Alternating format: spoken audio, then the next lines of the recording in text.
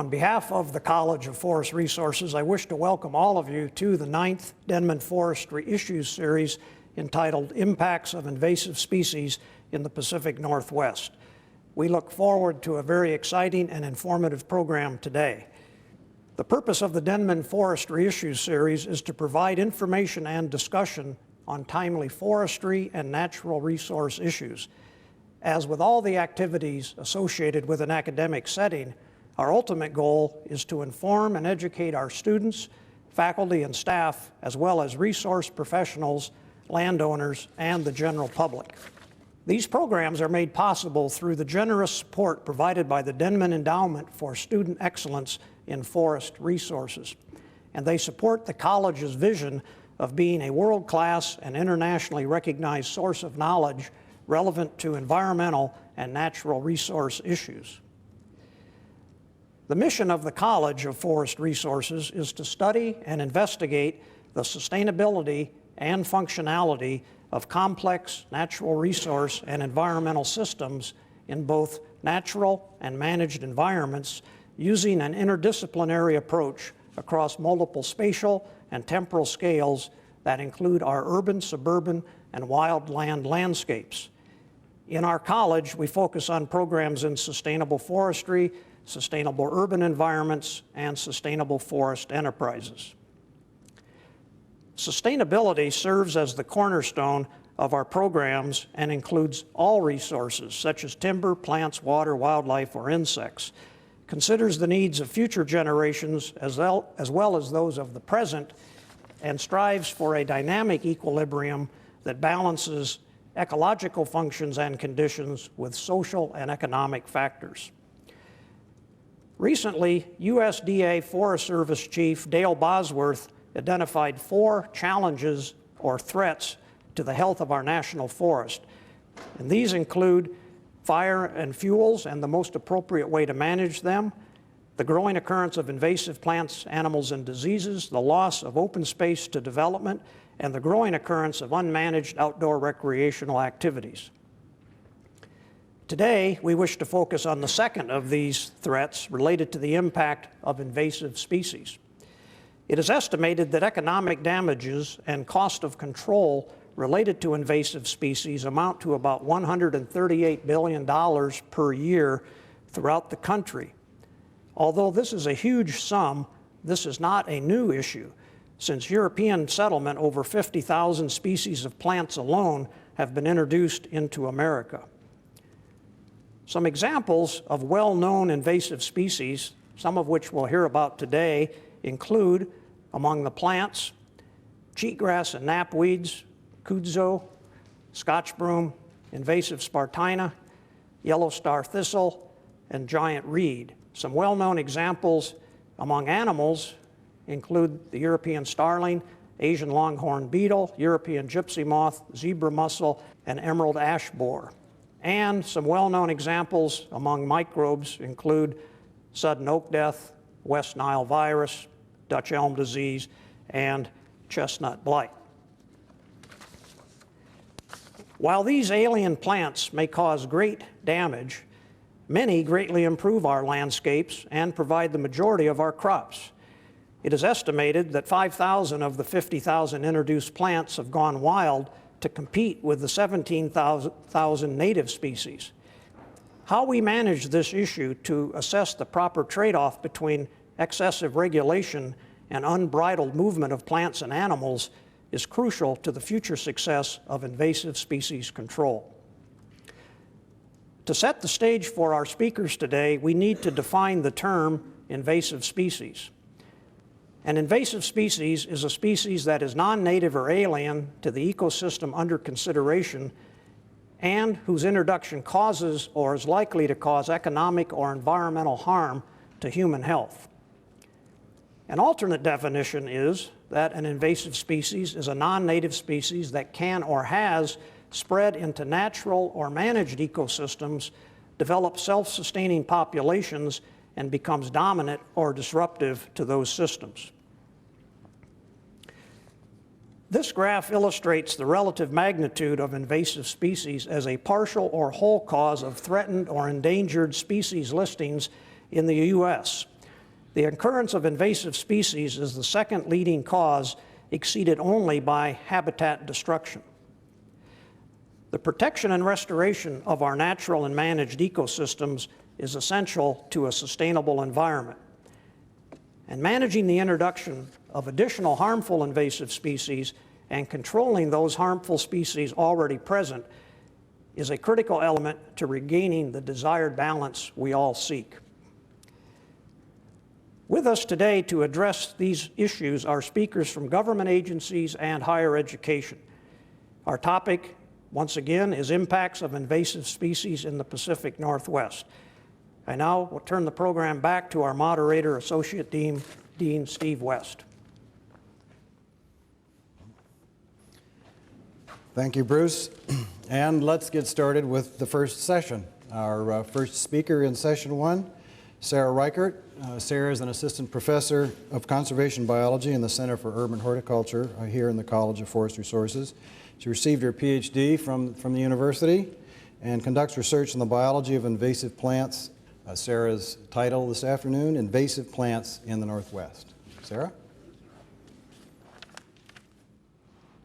Well, thank you all for coming today. In the short time that I have with you, I am going to be trying to tell you a little bit about some of the invasive species we do have here in the Northwest and what their effects are, a little bit about the biology of invasive species, invasive plants, and how we can use that information to predict future invasions, and finally, talk about what you all can do to help prevent the introduction and spread of invasive species.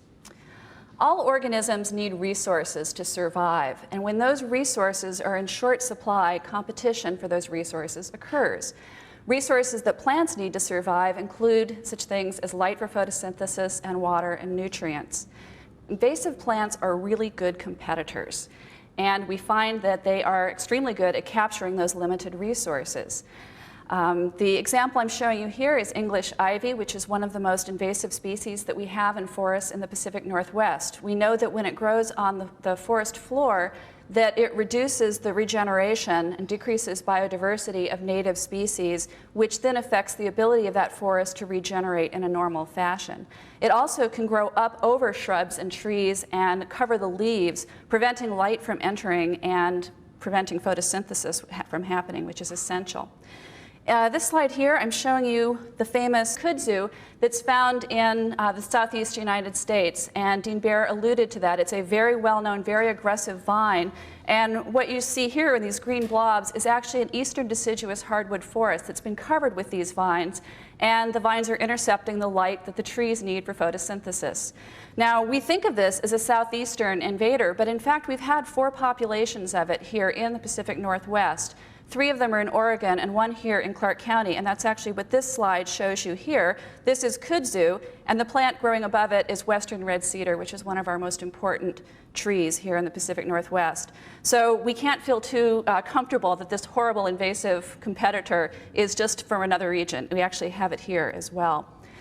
Now, light, water, and nutrients are probably the resources that we think of the most as being perhaps in short supply, but there also can be other resources such as bees or birds for pollination or birds for dispersal of the seeds. This plant that I'm showing you here is purple loosestrife, and this is actually on the University of Washington campus here at Union Bay. This is a very invasive species throughout North America, and in fact is one of the most invasive and most harmful species in wetlands, especially in the northern part of the country. A study in Ohio found that when purple loosestrife was grown near native related species, that the honeybees were attracted to the purple loosestrife, pollinated it, did not visit the native species as much, and therefore there was reduced seed set, and that has a cost to that species because it's not regenerating. So we can have competition for resources that may not be as obvious to us. But the effects of invasive species that really concern us the most are not necessarily the competitors. It's the species that can actually alter ecosystems. We call them ecosystem engineers. And I want to give you a few examples of what I mean by that. One of the ecosystem properties that can be altered is the addition of nitrogen. Now, this can happen through high deposition of leaves. The leaves then fall to the ground and rot and add nitrogen to the soil. Or it can be through the fixation of atmospheric nitrogen by bacteria that are found in conjunction with the plant. Now, this sounds like a very good thing. For those of you that garden, you probably put fertilizer or compost on your plants and think that, hey, adding nitrogen is going to be a good thing. But for ecosystems where nitrogen is limited naturally, it actually makes the native species less competitive and less able to survive. And we know that there are some cases where nitrogen fixers have added as much as 5 times the normal rate of nitrogen to a nitrogen-limited ecosystem. An example of that here in the Northwest is Scotch broom, such as you see here. We know it as an invader of roadsides, but where it's really serious is where it invades in the Puget Sound lowland prairies, which are one of the most endangered ecosystems that we have here in Washington, as well as a nitrogen-limited ecosystem, so that we know where Scotch broom is coming into these prairies. It's changing species composition because of this addition of nitrogen. Another ecosystem property that these engineers can change is fire frequency and intensity. And this, of course, fire is an issue that is on everyone's minds this year as we go into what's predicted to be the worst fire season that in recent years at any rate. Now, they can do this by just increasing the amount of dead material that you may find in an ecosystem. That could be grasses that then die and provide tinder, basically, for fires. But some species actually are adapted to burn. Fire is a part of their life cycle that they actually require, and they facilitate fires because of that. They can do this through oils that are found in the leaves or in the stems. Eucalyptus in California is an example of that, and here in the Northwest we have gorse, which is, looks a lot like Scotch broom, except that it's got these very vicious thorns. And you can see that it can grow in quite solid stands here. And when a fire starts outside the stand or within the stand, this plant is adapted to burn. It burns very, very quickly and very hot, and anything else that happens to be growing in that area is going to burn up with it. And there can be multiple effects as well. This is Japanese knotweed. Japanese knotweed, giant knotweed, and their hybrid, we know both invade, or all 3 of them invade riparian systems here in the Pacific Northwest. This is a very aggressive invader. But I want to point out that invasive species can have multiple effects, and I want to use the species as an example. So I've been giving you fairly simple single examples. The knotweeds have very aggressive root systems, very, very dense and aggressive rhizome and root systems where very little else can grow. And we know that they, in the riparian systems, outcompete and replace such species as red alder and black cottonwood. That replacement is one effect, but the effect of that replacement could have much more far-reaching repercussions. We know that these species, the tree species, red alder and black cottonwood, drop bud scales, flowers, fruits, and leaves throughout the growing season, which provides material for riparian invertebrates. We know that the replacement of those species by this other species, which only drops material, leaves, fruits, and flowers in the fall, may make those invertebrates less likely to establish in those riparian systems, which could have repercussions for juvenile salmon, which require those invertebrates. So these chains of effects that invasive species start, we really don't understand very much about, and we're really just beginning to tease those things out now. I have many species. There are hundreds of species that invade the Pacific Northwest, plant species. I could give you lots more examples and talk about a lot more effects, but I want to turn now to talking about the biology of invasive species and what makes a species invasive. Now, when you read the popular literature, the most common thing that you read is that an invasive species is invasive because it's escaped from the predators in its native range. We know that's true because there is a whole field of biological control, which you'll probably be hearing about later this afternoon. But it can't be the whole story. There are thousands of species which are introduced outside their native range and have escaped from their insect or other predators that don't become invasive. There are generalist predators which could attack species. There are this chance that the predator has already been introduced. So my feeling is that that's an incomplete answer. It's a partial answer, but an incomplete answer. And so I turned to population biology to try and address this. Now, there's a lot on this slide, but I'll direct you to where you really need to be paying attention here.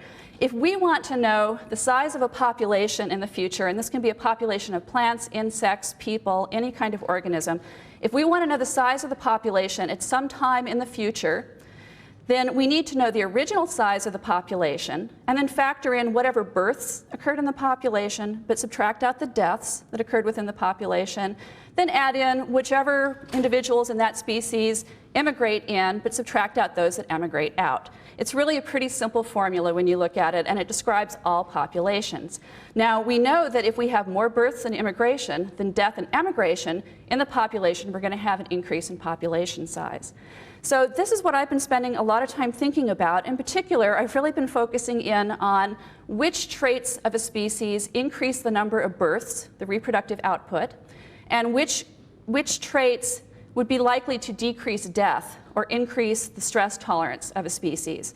So I've been looking at comparative groups. I've been looking at 235 woody invasive species that are found in North America in natural areas, and 114 non-invasive introduced species that have been here in this country for 70 to 80 years, but we have no history of them being invasive. And I've been looking at a number of the different traits of those species. To give you an example of what I mean about traits that increase birth and decrease death, I'm just going to look at a couple of them.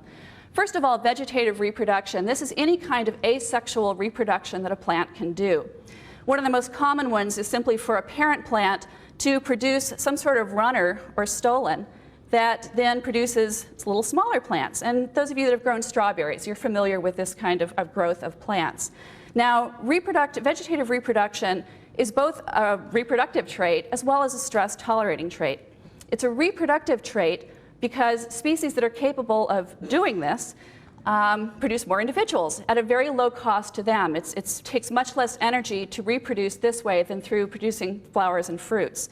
So it's a good reproductive trait, a good way to get new individuals in the population. It's also a stress-tolerating trait. Imagine that you have a population like this, a flood comes through there, and it breaks up the plants. Well, you have individual plants that are then dispersed, which have roots attached to them and leaves and are ready to go. And so they're able to reroot. So vegetative reproduction is a good stress-tolerating trait. And in fact, I found that 43% of the invasive species I studied do reproduce this way, as well as sexually. And 23% of the non-invasive woody species do. So there is a significant difference there. Another trait, looking at reproduction, is a short juvenile period. Juvenile period is defined as the period between germination of the seed and the beginning of flowering and fruiting. Now, we know that many weedy species are annuals, and by definition, they have a very short juvenile period. They have to complete their entire life cycle within one growing season. But I also found with the woody species that on average, the invasive species reach sexual maturity about 3 years earlier than the non-invasive ones. And a good example of that is the picture I'm showing you here of tree of heaven. This is a very invasive species found here in the Northwest as well as throughout the country. And it can start reproducing at just a few months old. So a lot of these invasive species are very precocious. I've also looked at biogeographic indicators. So these aren't necessarily traits of the species per se, but if we know that a species is invasive after repeated introductions, then we know that it has traits of an invader. We may not know what those traits are, but we recognize that it has the ability to invade. And in fact, I found that 53% of the woody invasive species that I studied do invade somewhere else, and only 15% of the non-invasive species do. And a good example of this is water hyacinth, which is considered to be one of the most invasive species in the country, in the world, and is now in 62 countries. You can combine these into statistical models, and this is the result of some of the work that I've done. Number of traits here, you score a species that you're interested in, yes or no, for the presence or absence of these traits. You submit them to these weighted coefficients, and it predicts whether or not it will be invasive or not. This is, in post hoc studies, 88 to 92% accurate. So it has very high accuracy, but it's very difficult to use. Even I have trouble using it. So I then have also developed a decision tree, which is much more simplified and allows a person to go through fairly simple questions, answering yes or no questions, to determine if you should reject it because it has a high probability of invasiveness, accept it because of low probability of invasiveness, or evaluate it further, which means that you need to put it in a botanical garden and look at it for a while. This model is only 74% accurate, although it's 85% accurate for predicting the invasive species, so highly accurate for predicting invasiveness. However, there's an additional 20% that go into the evaluate further category that would probably then be moved into a correct category later on. Now I quickly want to turn to how non-native invasive plants get here and what you all can be doing to do something about it. And what I want to call your attention to is that 82% of the woody invasive species that I've studied, the 232 species that I've studied, are introduced for landscape purposes, primarily amenity horticulture, and that's unlikely to change. In the United States, surveys show that gardening is the #1 hobby, and the industry in 2002 reported sales of $69 billion, with an increase of 8% over 2001. And I'm sure you recall that 2002, our economy here in the United States was not particularly good. So this is an industry that is going to continue and that we are going to be seeing new invasive species introduced through. So to deal with that, a group of us brought together nursery professionals, botanical gardens and arboreta, gardening public, landscape architects, and government, state and local government, to develop codes of conduct. And you can read these codes of conduct at this webpage, www.mobot.org/invasives. This is a report of the workshop that we held there. Each of these groups worked individually to come up with codes of conduct. And just to give you an example of how this works, this is the codes of conduct for gardeners. Ask nurseries for non-invasive species. As gardeners, you have tremendous power. Request that garden writers promote non-invasive species and write them polite, gentle letters when they are promoting invasive species. Request that botanical gardens display only non-invasive species. Remove invasive species from your own land, be a good example, and make sure that things aren't coming from your own land. And volunteer with groups to help remove invasive species on public and other lands. And fortunately, we have many opportunities to do that through municipalities and nonprofits. This is just a sample of the gardener's codes. Again, if you go to the website, you'll be able to get additional information and the rest of the codes. So, in summary, we have learned in the last 15 minutes that invasive species impact wildlands as well as production lands in many ways. The comparisons of introduced invaders and non-invaders indicate that they differ in traits that increase reproduction and stress tolerance. I've given you a few, and I have additional resources if you want to know what some of the other traits that I looked at are. These traits can be combined into predictive models, and some of them are not too hard to use.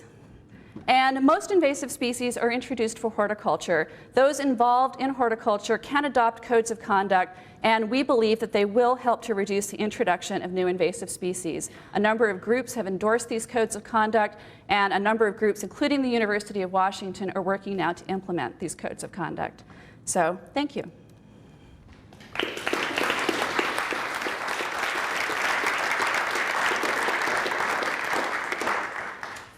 Thank you very much, Sarah. Our next speaker in the first session is Robert Guerra. Bob's a professor of entomology here in the College of Forest Resources.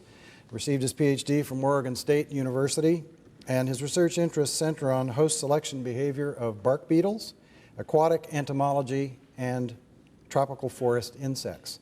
Bob's talk this afternoon, invasive forest insects and their impacts. Bob.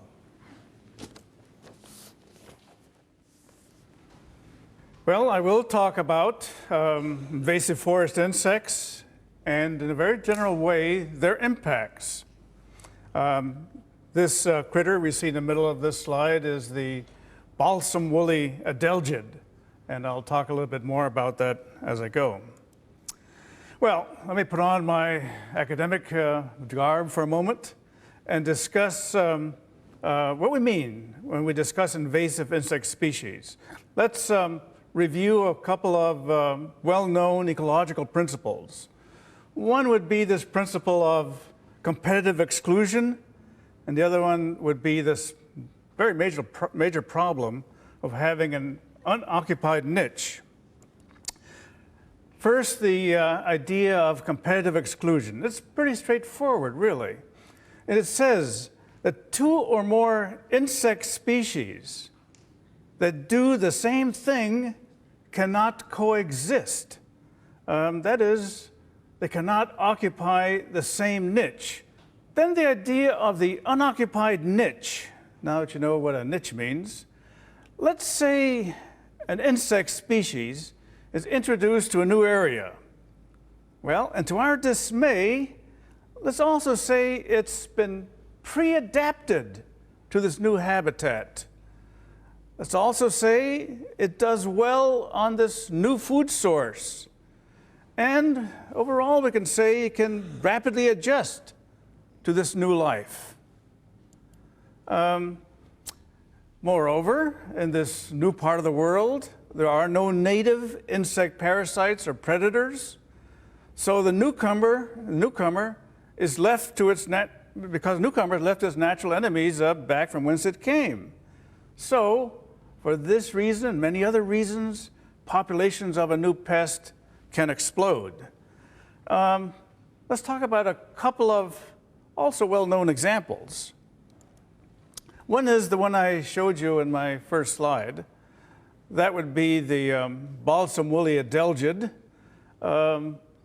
At first bloom, looking at it, it doesn't seem to cause all that much of a problem, but it does produce this galling growth, this hyperactivity of cell division in the growing tips of true fir trees here in North America. Well, the balsam woolly adelgid, as it feeds, it inserts a toxin into the actively growing tissues. As a matter of fact, the balsam woolly adelgid belongs to this group of insects called the homopterans, which have these long, piercing, sucking mouth parts.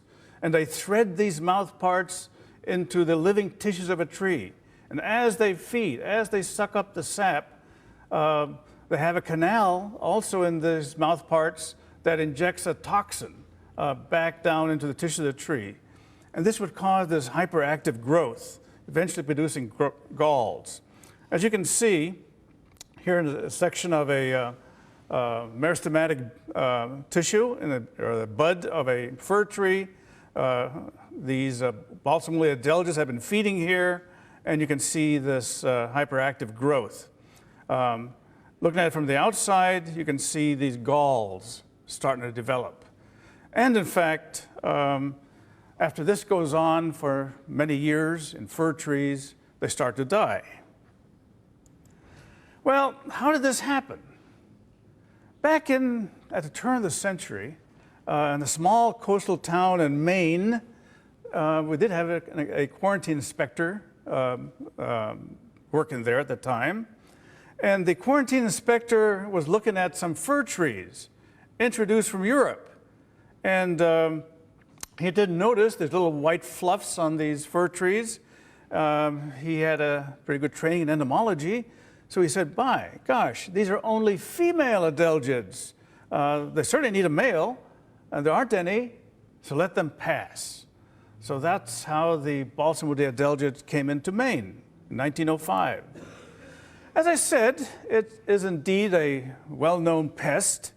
If you look at, in this case, one of these marvelous handbooks to forest insects that are produced in Europe. Here's one produced in Germany. They're very well illustrated. And this old handbook talks about this insect, the balsam woolly adelgid in Europe. It's native there. It has a very complex life cycle. Some of the life cycle is on spruce trees. Then other part of the same life cycle is on fir trees. And on fir trees, at a certain time of the year, the insects all of a sudden produce males. They mate. The insect goes back to spruce trees. It overwinters. And, well, it's more complex than that. But it's known, in any case, the insect has some of its life cycle in spruce, some in fir, and there are males. So we can't fault that inspector for letting those insects in, because he knew there would be no problem, or he felt there would be no problem. Well, the long and the short of it is this: the balsam woolly adelgid in North America did away with the males. They're entirely parthenogenic. That means we don't need males. Also, in North America, they only attack fir trees. So they were able to do away with that part of their life cycle.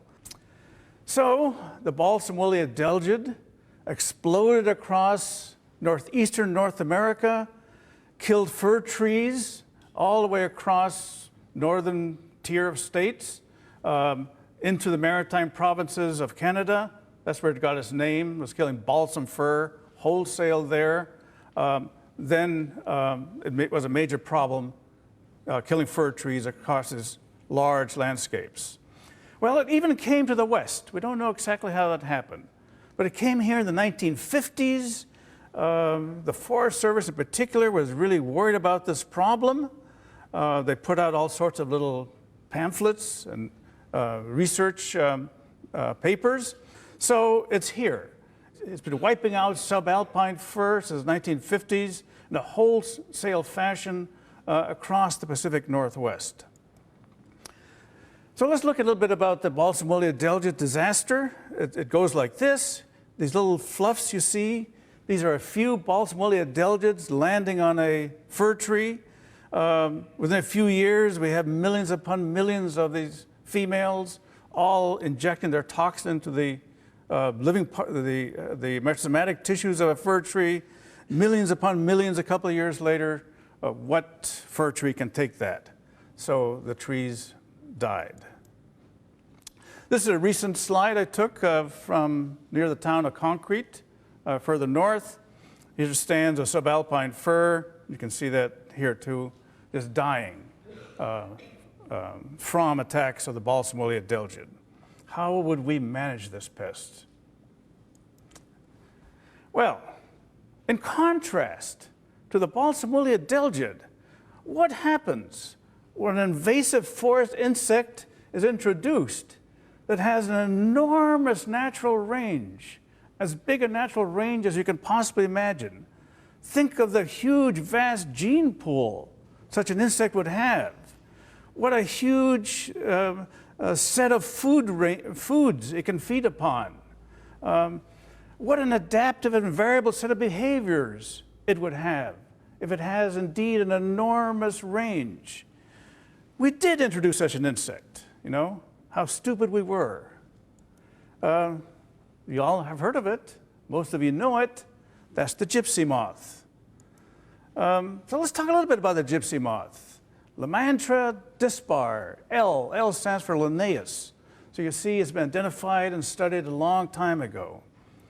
Now, gypsy moths are native to North Africa, then all across Western and Eastern Europe, across Siberia, across the Russian Far East, and on into Japan. That's what I mean by a huge, enormous natural range. With this huge genetic variability, small wonder that a gypsy moth consumes the foliage of practically any hardwood tree you can think about, and lots of conifers as well. In fact, if you look at the host preference, notice the first word there, some host preferences of the gypsy moth in the Northeast. Look at this, favorite hosts, alder to zinnias. Their favorite hosts are oaks. They really go after oaks. It's just some of the things they also feed upon, and these are things that they tend to leave, very few. Well, going back to our handbook, as I said, this insect, this is a male, this is a female. The gypsy moth has been known for a long period of time. In fact, this is the female. Their body to wings ratio is such that they don't even fly. No, females are flightless, at least in the European variety. There was a Frenchman by the name of Leopold Trouvelot who lived on 27th Myrtle Street in Medford, Massachusetts. In 1889, he brought some of these moths on purpose over to Massachusetts to start a silk industry in the US. Well, this is now a national monument. You can go there and look at period furniture if you wish. But the moths got away. In fact, right around his house, you can see the Medford Fire Department cutting and burning these dead trees. These are slides I took at Pack Forest, but then at Syracuse, New York, where defoliation of eastern mixed hardwoods and white pine forest by the gypsy moth is incredibly vicious, with landscapes of oak being killed. So the result is a drastic change in the ecosystem. I mean, how much more drastic can you get? when you wipe out one entire genus of trees, the oaks. It's spreading across the US. Here's 1869, and it's moving to the west and south very quickly. How does it spread? Egg masses on anything. If the larvae don't land on their hosts, they can easily land on air cargo containers, trains, ships, buses. You know, it's not called the gypsy moth for nothing. Look at that utility trailer that came from the Northeast here to Seattle, Washington.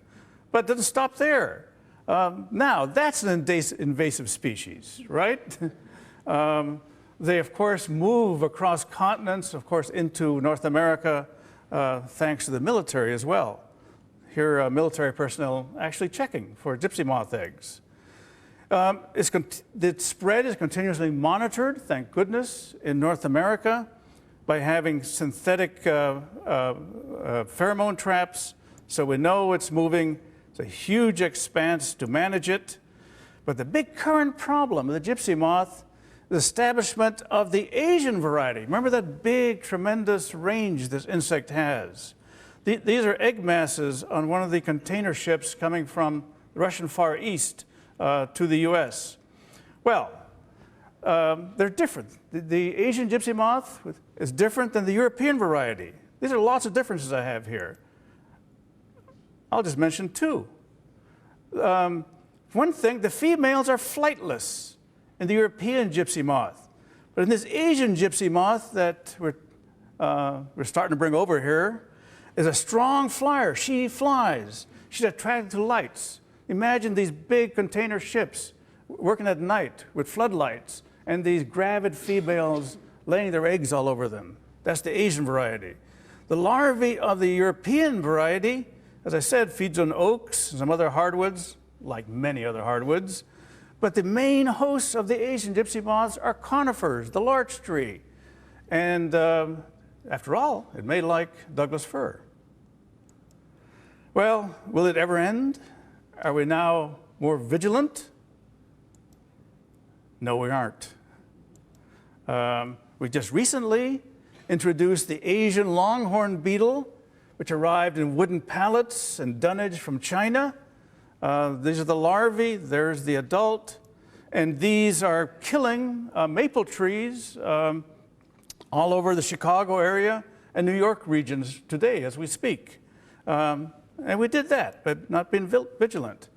Here's a recent killer of ash trees that came in dunnage from Asia, the emerald ash borer, which is a huge problem in the Midwest, killing millions of ash trees in the Midwest. See, we're not learning that fast.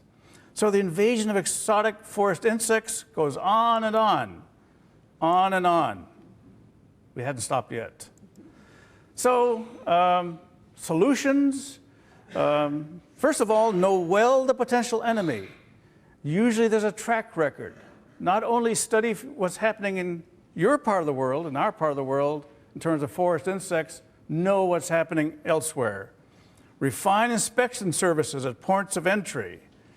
Have ready a way to eradicate the problem just when it gets started. Otherwise, there's no way to do it. If it does get away from you, chances are good that it will, have an integrated pest management scheme to manage it, already in their files, all ready to go. And lastly, continually work. Hold conferences with your colleagues around the world so that you can expect the problem, know when it will come. So work with the trading partners and, of course, with their pest quarantine services. Even doing all of this, it's going to be a very, very difficult task. Thank you.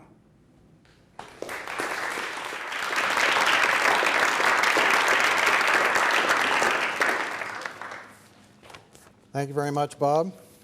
And our third speaker in the first session is Robert Edmonds.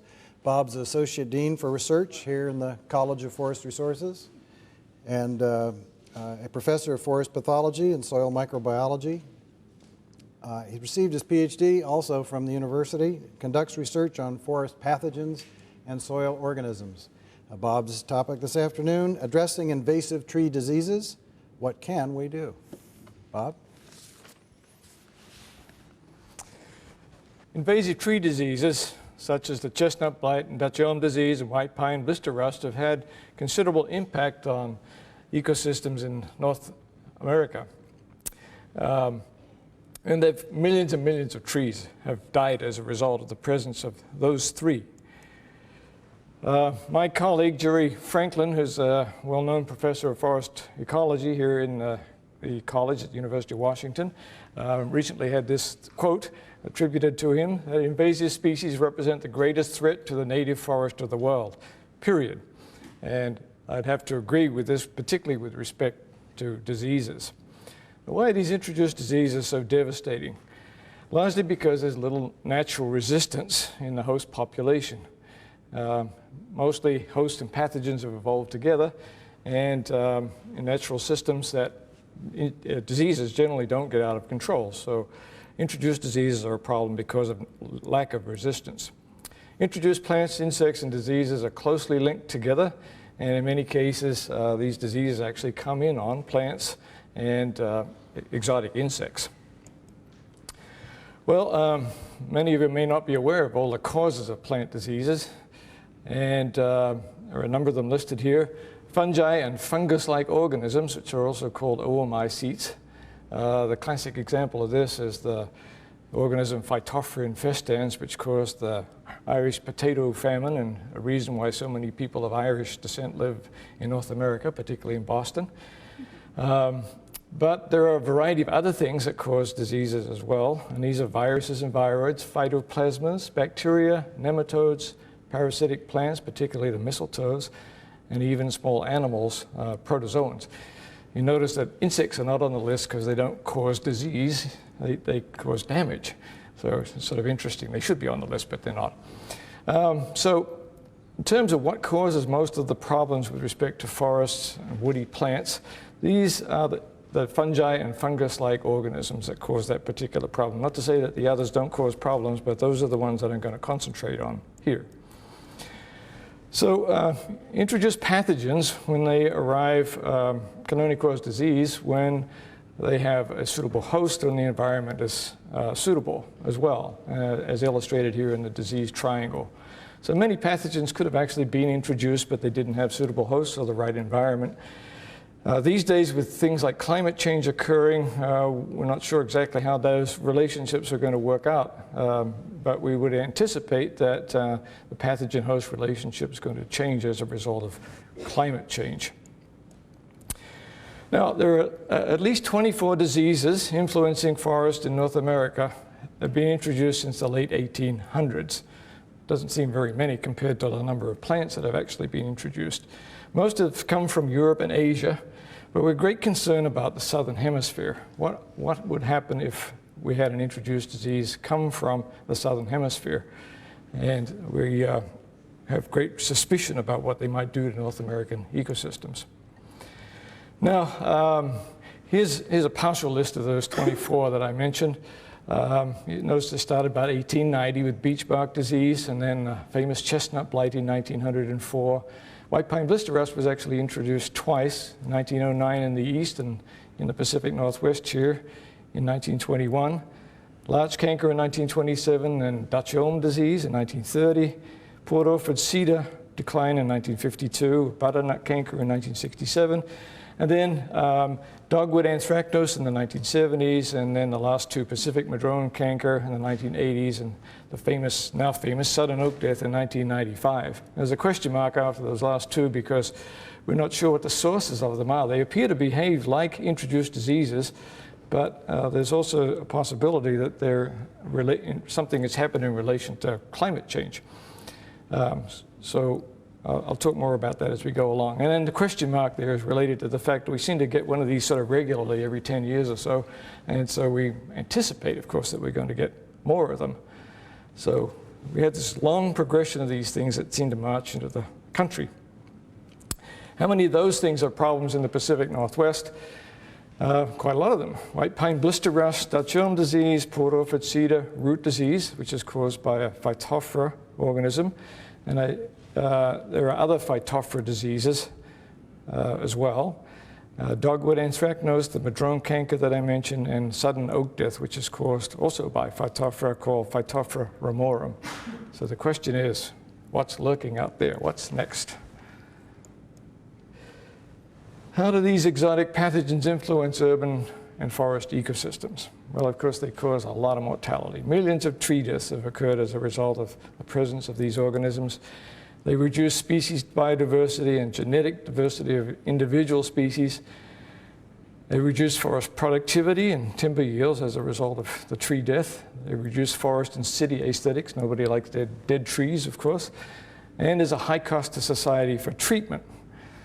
And they certainly can reduce property values, which of course is very important to all of us. And Dutch elm disease and sudden oak death is certainly known to reduce property values. They do ecological things as well. They change forest succession, species succession by selectively killing tree species. They can influence wildlife habitat and food.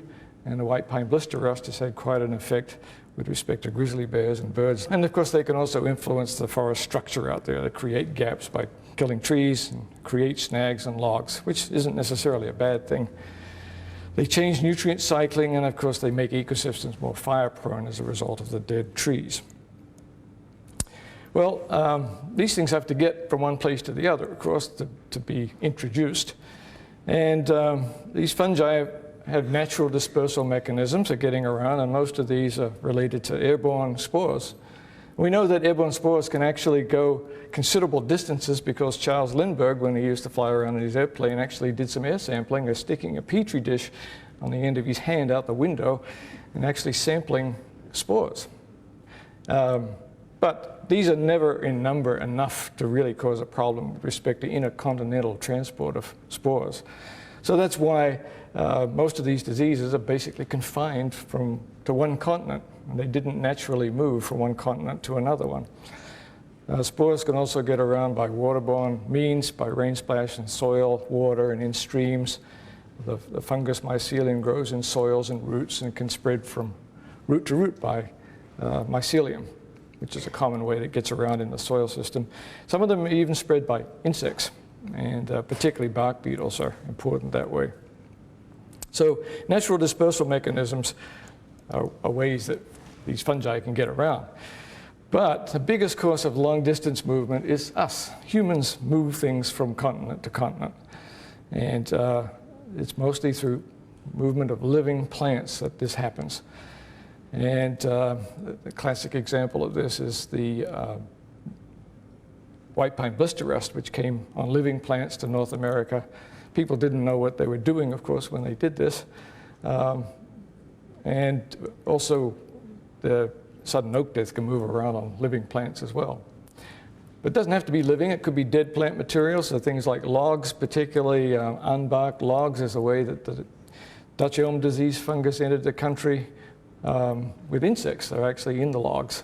It didn't check for the insects when the logs came in, and essentially the insect and the fungus was introduced at the same time.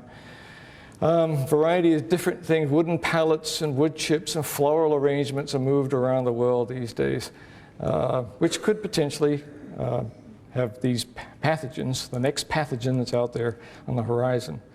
Now, these Phytophthora organisms that I talked about are particularly dangerous because they exist in the soil and can easily be spread by us, innocently walking around, getting these things on the bottom of our boots and shoes, on our equipment and tires and track vehicles and pruning saws. And they can also spread along roads and water and drainage ditches. But it's probably international trade and travel that is the greatest potential problem for moving these pathogens. The Dutch elm disease fungus spread by this bark beetle that I mentioned has devastated elm populations in North America. As you can see by the scenes there, millions of trees died. It's spread by that little insect that's feeding in the branch crotch of a healthy elm tree, spreading spores as it goes. And then the spores get into the vascular system of the trees, and the trees die in a relatively rapid time. It reached Seattle in 2001. How much tree death can we expect from it? Well, based on the experience on the left there of the slide, we probably can expect a lot.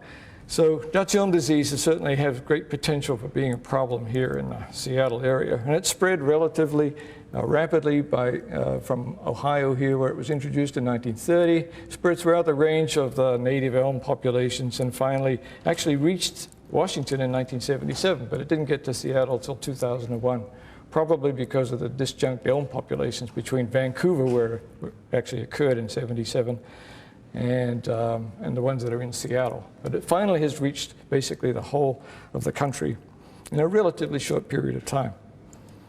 Same thing happened with white pine blister rust and five needle pines since it was introduced to Vancouver, Canada in 1921. Up here, it spread relatively rapidly throughout the northern tier of states in Northern California up until 1960, and it's been slowing down in its spread since then, but it's still spreading. And so in 1998, there were a couple of disjunct populations here of five needle pines that actually did get infected. So it's basically spread throughout the range of the five needle pines in the west.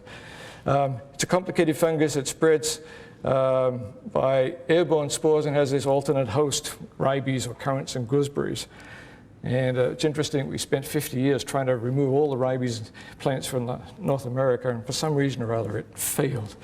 But it kept people off the streets in the 1930s, so it was pretty good that way.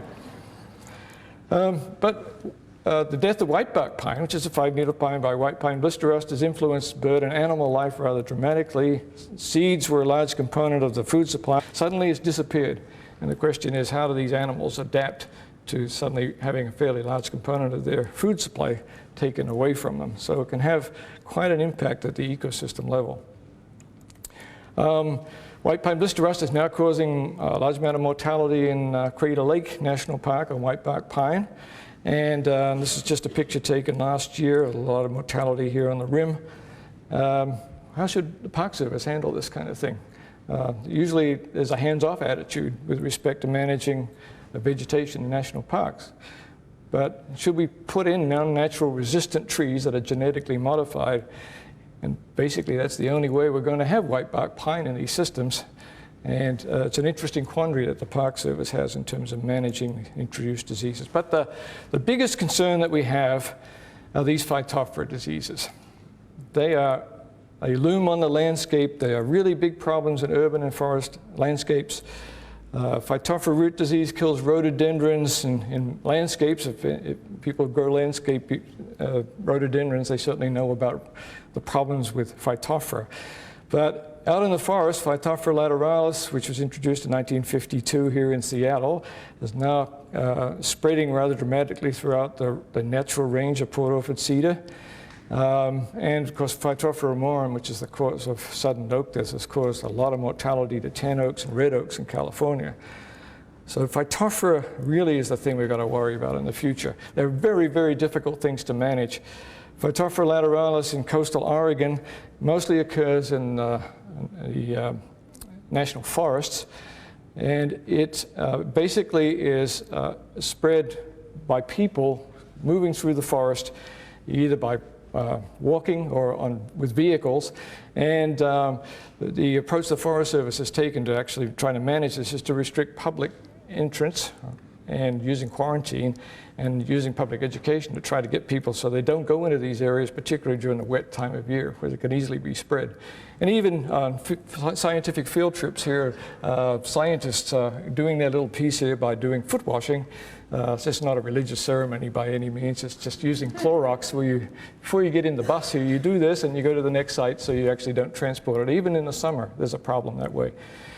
But this is a lot of responsibility to put on people to try to manage this particular disease. So you can see how difficult it is. And nearly all of Port Orford cedar will probably die as we go along because there's no resistance to it. Sudden oak death is a really big problem. The current list of host species is 60. It includes California oaks and rhododendrons and big leaf maples. And the big thing down here is that it potentially gets on Douglas fir and coast redwood. So far it's only a symptom with respect to foliage, and these come from the Sudden Oak Death website here, I give credit to it. Here's Douglas fir with this disease, here's the redwood. Big problem is the cankers that occur on the stems that cause this kind of mortality. But it has such a wide host range, so it's a particularly scary disease. So what can we do about sudden oak death? Quarantine, foot and vehicle washing, and burning of infected forest in Oregon have not prevented the spread. It started in California. We're not sure how it got there. That's now in Oregon, Washington, and British Columbia. Probably moved on things like rhododendrons. Will it spread to susceptible oaks in the eastern United States and become another chestnut blight? Will mating of the European and North American strains, which are both now in the Pacific Northwest, result in a worse problem?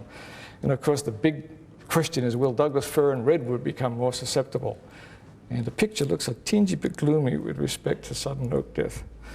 What can we do about these pathogens? Well, there's little we can do once they become established. We can do chemical and biological control on high-value urban trees, but that, of course, costs a lot of money. We can use resistant species. Perhaps they're not the ones we really want. We can use breeding and transgenic, which, of course, is controversial. And we can use quarantine and restriction of plant movement, but that doesn't work particularly well because it depends on people behaving themselves.